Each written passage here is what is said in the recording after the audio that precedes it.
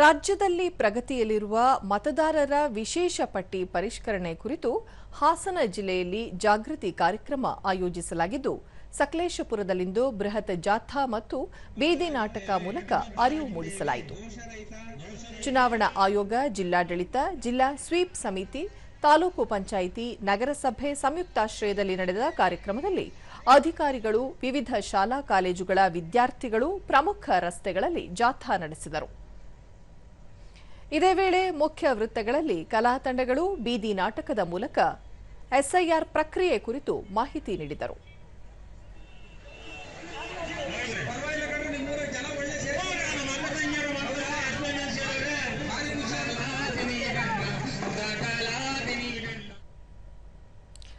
ಬಳಿಕ ಕ್ಷೇತ್ರ ಶಿಕ್ಷಣಾಧಿಕಾರಿ ಪುಷ್ಪ, ಸ್ವೀಪ್ ಸಮಿತಿ ಸೂಚನೆ ಮೇರೆಗೆ ತಾಲೂಕಿನಾದ್ಯಂತ ಎಸ್ಐಆರ್ ಪ್ರಕ್ರಿಯೆ ಕುರಿತು ಜಾಗೃತಿ ಮೂಡಿಸಲಾಗುತ್ತಿದೆ.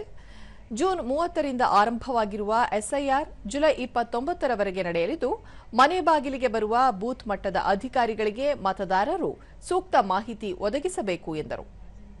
ಜಾಥಾ ಕಾರ್ಯಕ್ರಮವನ್ನು ಹಮ್ಮಿಕೊಂಡಿದ್ದೀವಿ. ಇದು ನಾಗರಿಕರಿಗೆ ಒಂದು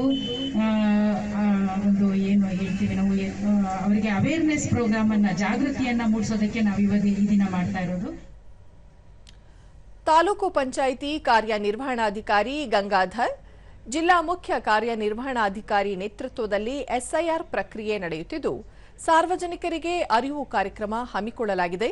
ತಾಲೂಕಿನಾದ್ಯಂತ ಮತದಾರರ ಪಟ್ಟಿ ಪರಿಷ್ಕರಣೆ ತ್ವರಿತವಾಗಿ ನಡೆಯುತ್ತಿದ್ದು, ಈಗಾಗಲೇ ಗಣತಿ ನಮೂನೆ ಪ್ರತಿ ಮನೆಗೆ ವಿತರಣೆ ಮಾಡಲಾಗಿದೆ ಎಂದು ತಿಳಿಸಿದರು.